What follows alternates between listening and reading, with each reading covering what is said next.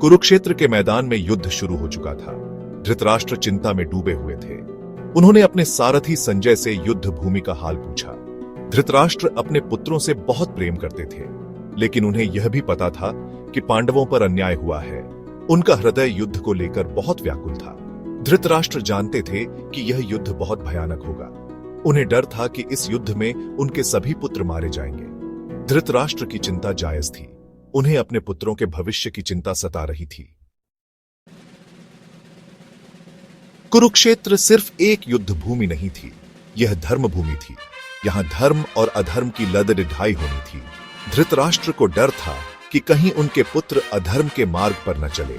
वे जानते थे कि अधर्म की हार निश्चित है। धृतराष्ट्र चाहते थे कि युद्ध टल जाए, लेकिन नियति को कुछ और ही मंजूर था। कुरुक्षेत्र के मैदान पर धर्म की स्थापना के लिए यह युद्ध होना ही था। दुर्योधन ने अपनी विशाल सेना पर गर्व किया था, लेकिन जब उसने पांडवों की सेना देखी तो वह डर गया। पांडवों की सेना बहुत ही बलवान और संगठित थी। दुर्योधन को अपनी हार का डर सताने लगा। उसने द्रोणाचार्य की ओर देखा। द्रोणाचार्य कौरवों के गुरु थे। दुर्योधन ने द्रोणाचार्य को उनकी एक पुरानी गलती याद दिलाई। उसने कहा कि द्रोणाचार्य ने एक बार पांडवों को हराने का वचन दिया था। दुर्योधन द्रोणाचार्य को अपनी पूरी ताकत से युद्ध करने के लिए प्रेरित कर रहा था। द्रोणाचार्य एक महान योद्धा और गुरु थे, लेकिन उन्होंने एक बार गलती की थी। उन्होंने पांडवों को हराने का वचन दिया था। यह वचन उन्हें अब भारी पड़ी दे रहा था।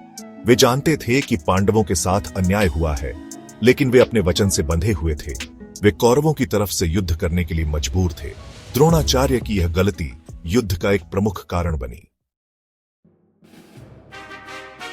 कुरुक्षेत्र के मैदान पर युद्ध की तैयारी हो चुकी थी। दोनों ओर से सेनाएं आमने सामने थी।